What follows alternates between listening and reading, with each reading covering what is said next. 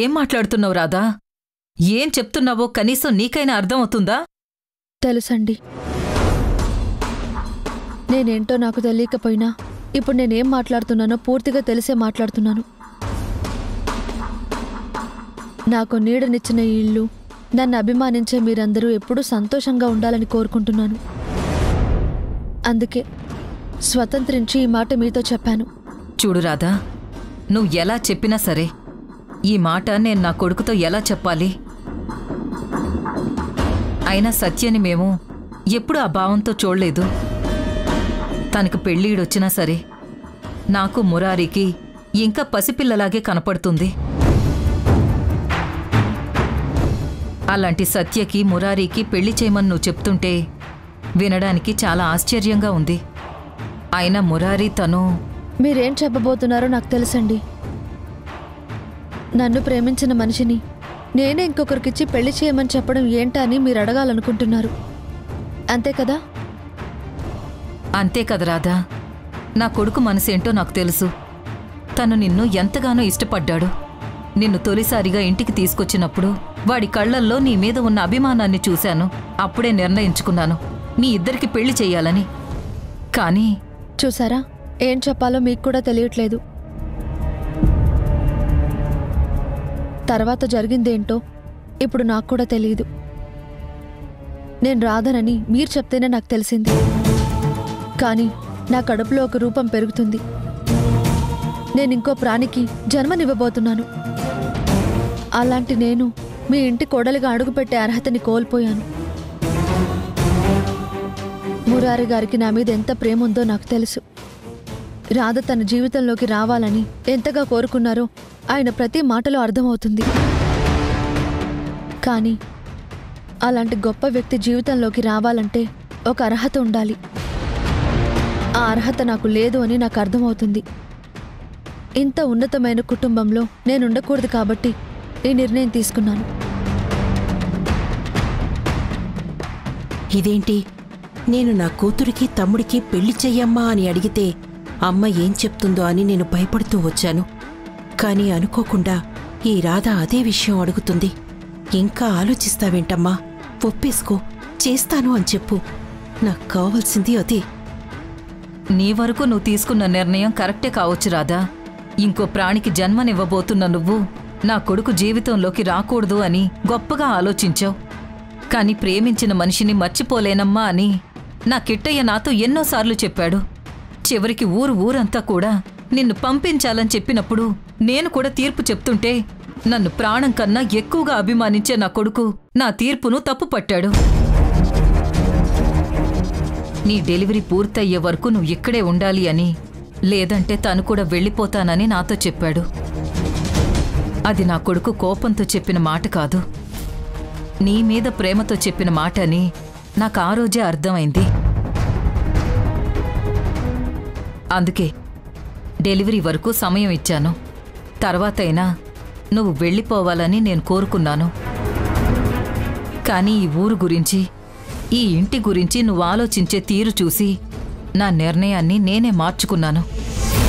చివరికి నా కూతురే నిన్ను ఇంట్లో నుంచి పంపించడానికి ఒక నాటకాల మనుషుల్ని తీసుకొచ్చి నిన్ను పంపించాలి అని చూసినప్పుడు నా కూతుర్ని తిట్టానేమో కానీ నీ మీద కోపం పెంచుకోలేదు. ఎందుకంటే నేను నా కొడుకు ప్రేమకి అంత విలువనిస్తాను. అలాంటిది ఇప్పుడు నువ్వు చెప్పే మాటని తేలిగ్గా నేనెలా తీసుకోగలను? ఇంత గొప్పగా ఆలోచించడం మీ గొప్పతనమండి. మీలాంటి వ్యక్తి కడుపున పుట్టారు కాబట్టి మురారి గారు కూడా అంత ఉన్నతంగా ఉంటారు. ప్రేమించిన మనిషి పట్ల ఆయనకున్న ఆప్యాయత అనురాగాలు చూస్తుంటే నిజంగా నాకెంతో ముచ్చటగా అనిపించింది. అప్పుడే నేను ఆలోచించాను, ఇంతలా ఆలోచించే మనిషి జీవితంలోకి ఏం జరిగిందో తెలియని నాలాంటి వ్యక్తి ఎలా వస్తుందని నిర్ణయించుకున్నాను. మీ మనవరాలు సత్యకి తన మావయ్యన్నా తన మాటన్నా ఎంతో ఇష్టం. అంతగా అభిమానించే సత్య మురారి గారి జీవితంలోకొస్తే ఆయన జీవితం ఎంతో బాగుంటుందని నేను ఈ నిర్ణయం తీసుకున్నాను. అందుకే మీరే మురారి గారితో మాట్లాడి ఈ పెళ్లి జరిపించాలని నేను కోరుకుంటున్నాను.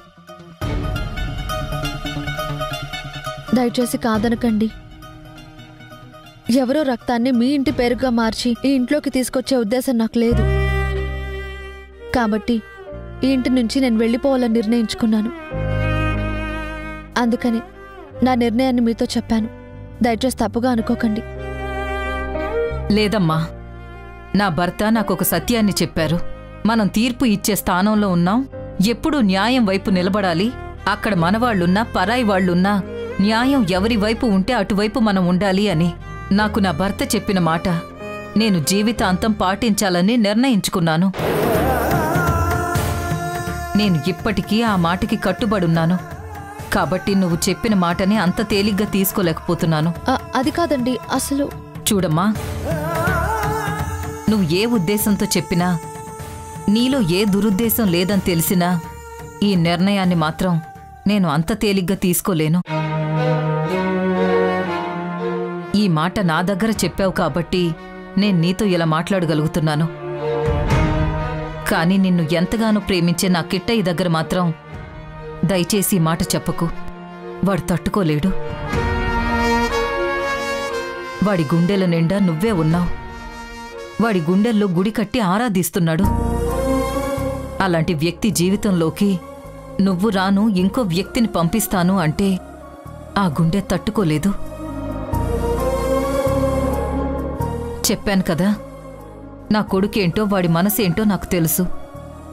అలాంటి వాడి దగ్గర మాత్రం ఈ మాట చెప్పి వాణ్ణి బాధ పెట్టకు. నన్ను బాధ పెట్టే ప్రయత్నం చెయ్యకు.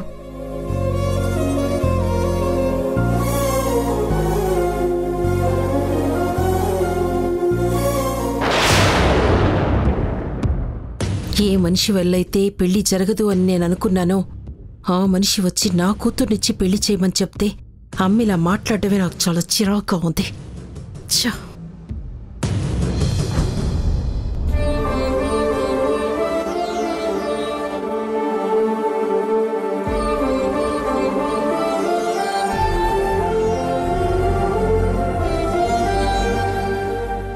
ఏంటమ్మా అలా చూస్తున్నావు? ఈ ఇంట్లో ఉంటున్నావేంటానా? అయ్యో అదే లేదండి. ఎలాంటి ఇంట్లో ఉంటున్నామన్నది కాదు, ఎలా ఉంటున్నామన్నది ఆలోచించాలి. ప్రశాంతంగా ఉన్న చోట పూరి గుడిసైనా సరే బానే ఉంటుంది. ఆందోళనలో ఉన్నప్పుడు పెద్ద పెద్ద భవంతుల్లో ఉన్నా కూడా మనశ్శాంతి ఉండదు. మీరు చెప్పింది నిజమే అండి. కానీ మనిషి ప్రశాంతంగా ఉండాలంటే తగినంత సంపాదన ఉండాలి. ఇప్పుడు నేను అమ్మ ఉంటున్నాం. ఏదో చిన్న జాబ్ చేసుకుంటూ బ్రతుకుతున్నాం. చాలని జీతం.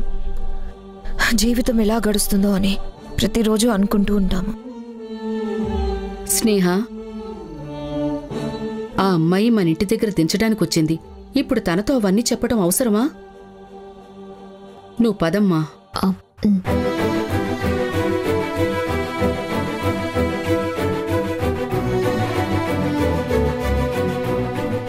పదండి. నువ్వు కూర్చో అమ్మా, నేను వెళ్ళి కాఫీ తీసుకొస్తాను. అయ్యో ఇప్పుడేమీ వద్దండి. అదేం కుదరదు. మీరు మా అమ్మ చేతి కాఫీ తాగి వెళ్లాల్సిందే. పర్వాలేదు, ఇంకొకసారి వస్తాను. పరిచయం ఏర్పడింది కదమ్మా, తప్పకుండా అలాగే వద్దుగాని. దానికి నేను దానికి తప్ప మాకంటూ ఎవ్వరూ లేరమ్మా. నువ్వీరోజు పరిచయం అయ్యావు.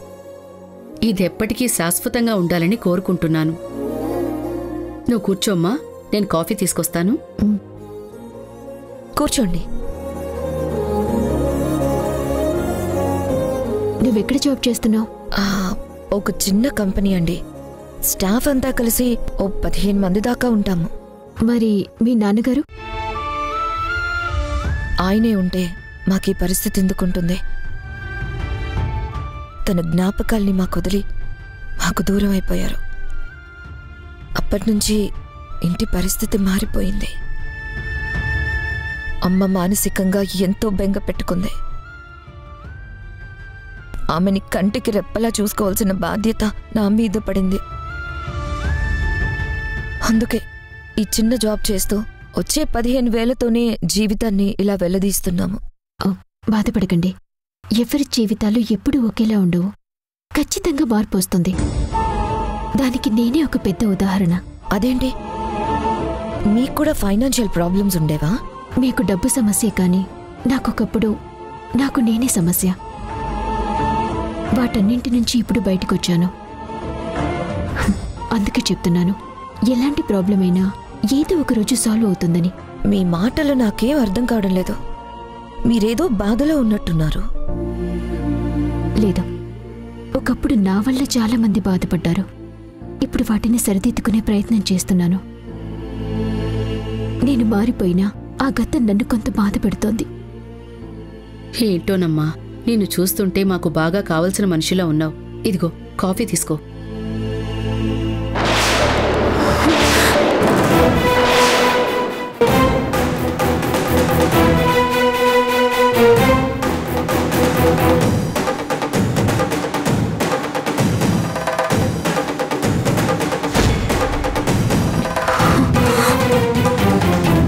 ఏంటమ్మా అలా చూస్తున్నావు? అది నా ఫోటోని. ఆయనే స్నేహ వాళ్ళ నాన్నగారు.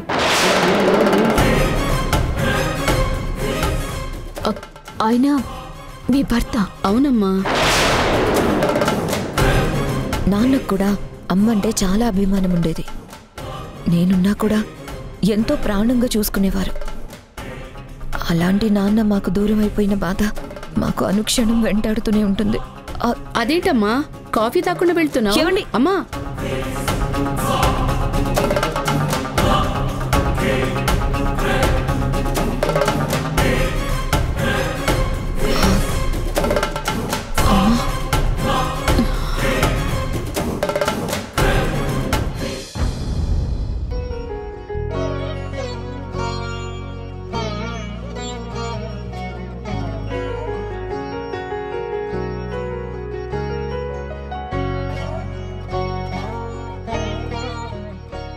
ఏంటి రాధా?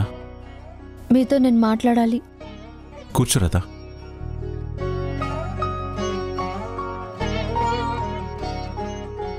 నా జీవితం ఎడారిగా మారిపోయిందనుకున్నాను, కానీ మీరు మాత్రం నీడలా నా వెనకాల నిలబడ్డారు.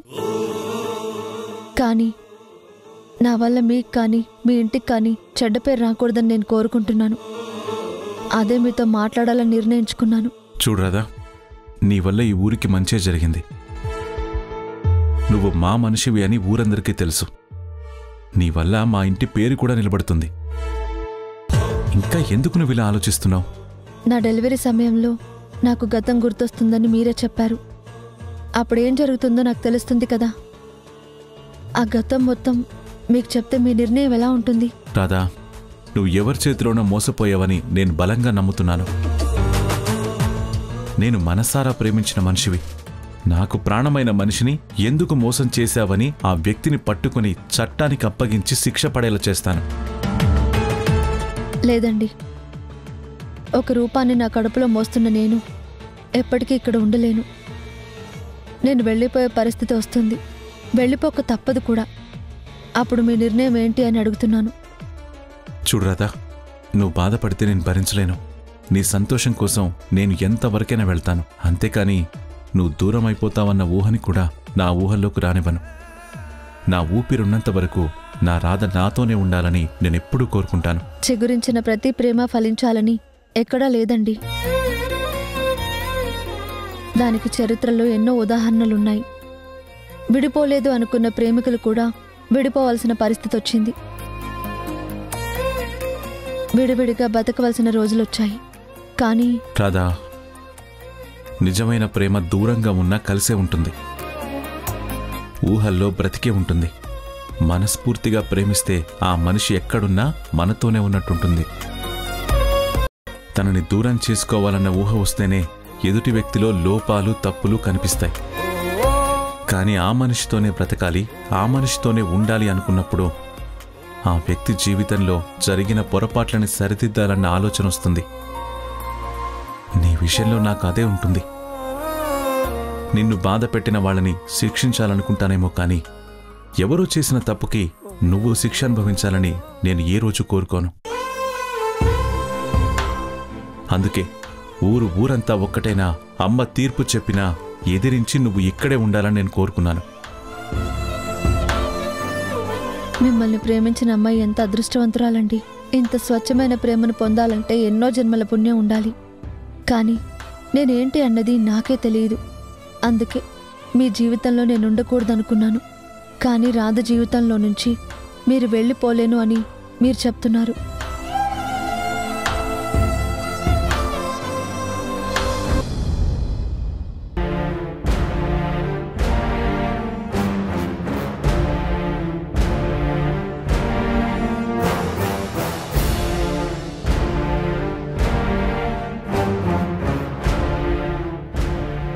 ఏంటి ఊర్మిళ, అలా గుమ్మ వైపు చూస్తున్నావు? ఎవరైనా వస్తానన్నారా? లేదమ్మమ్మా, నీలిమ బయటికి వెళ్ళింది, ఇంకా రాలేదు.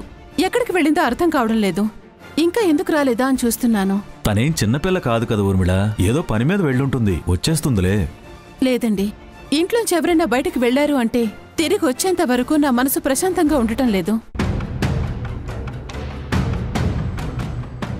అందుకే నీలిమ రావటం ఆలస్యమయ్యేసరికి నాకు కొంచెం కంగారుగా ఉంది. కాబోయే కోడలి మీద అప్పుడే ఇంత ప్రేమను పెంచుకుంటున్నావా?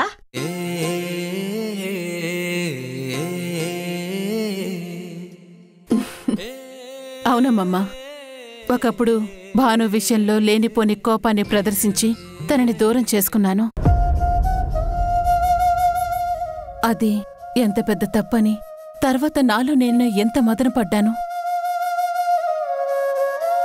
ఎంత బాధపడినా, ఎన్ని కన్నీళ్లు కార్చినా వెళ్ళిపోయినటువంటి నా కోడలు మళ్ళీ తిరిగి రాదని నాకు అర్థమైపోయింది.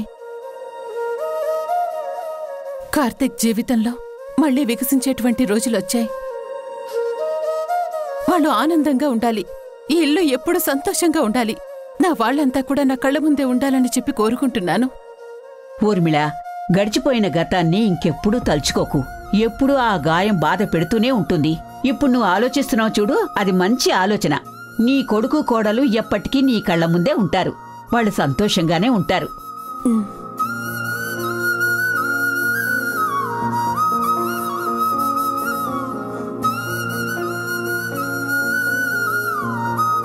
అదిగో మాటల్లోనే వచ్చింది.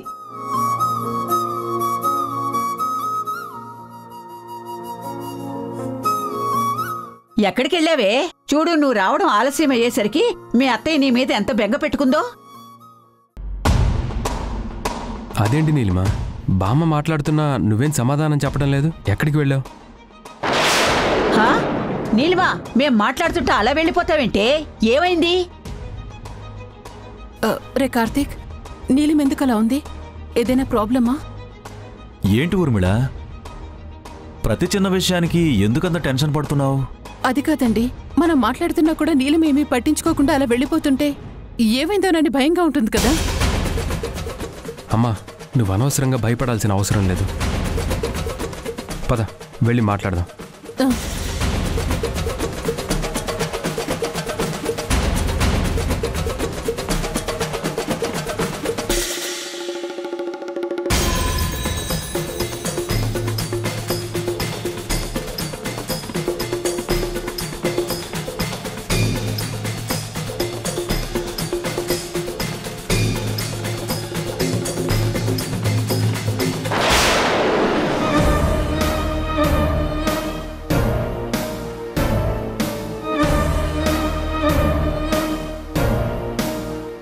ఇది అమ్మా నాన్నల ఫోటో. మరి ఆవిడ పక్కన నాన్నున్నారేంటి? అంటే ఆవిడ్ని కూడా నాన్న పెళ్లి చేసుకున్నారా?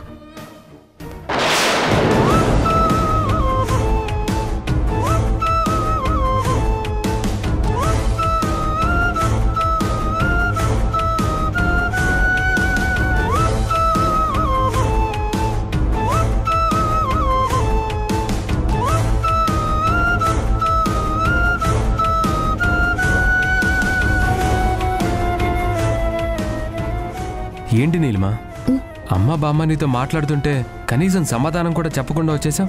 ఏదైనా ప్రాబ్లం ఉంటే ముందే చెప్పమ్మా, అనవసరంగా నువ్వు ఒక్కదానివే రిస్క్ చేయకు. ఓసే నీలిమా, ఇప్పుడే ఇల్లంతా ప్రశాంతంగా ఉంది. మళ్ళీ ఇబ్బంది ఏమైనా ఉంటే ముందే చెప్పు, తొందరగానే తేల్చుకుందాం. మీరు ఎవరు భయపడాల్సిన అవసరం లేదు. ఇప్పుడే నాకొక విషయం తెలిసింది.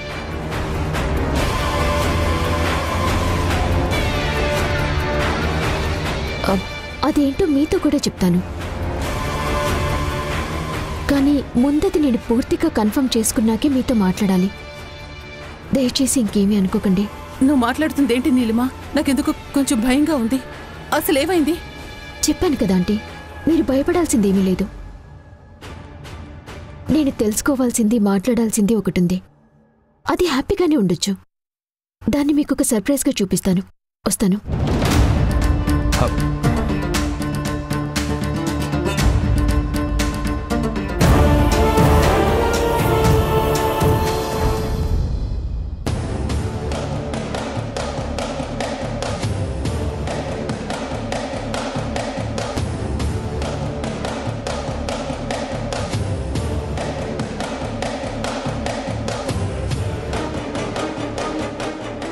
దారి వదలండి, నేను లోపలికి వెళ్ళాలి. నిన్ను బయటికి పంపించాలని నేను ప్రయత్నం చేస్తుంటే నువ్వు మాత్రం ఇల్లు వదిలి వెళ్ళటానికి ఇష్టపడ్డం లేదేంటి? శాశ్వతంగా ఉండిపోవాలన్న ఊహ కూడా నాకు లేదు. వెళ్ళిపోవాలని అనుకుంటున్నాను. కానీ ప్రతిదానికి ఒక సమయం రావాలి కదా. నీ తెలివితేటలకి అందరూ నిన్నొక గొప్ప వ్యక్తి అనుకుంటారు. కాని నీ మనసేంటో చదవగలిగిన నేను మాత్రం నీ బుద్ధిని గ్రహించాను. ఈ ఇంట్లో శాశ్వతంగా ఉండిపోవడానికి నువ్వు ఎంత పెద్ద ప్లాన్ వేశావో తెలియనంత అమాయకురాల్ని కాదు. ఒక్కటి గుర్తుపెట్టుకో, నువ్వు ఈ ఇంట్లో ఉండవు, ఉండనివ్వను.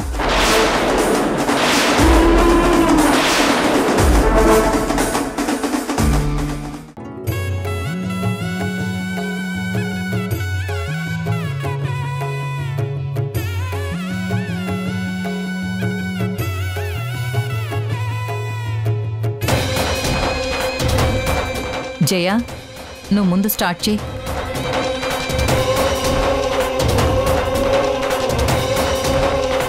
నేను నీకు తీపి పెట్టాను అని నువ్వనుకుంటున్నావు, కానీ నువ్వు తింటున్నది కాలకూట విషయం.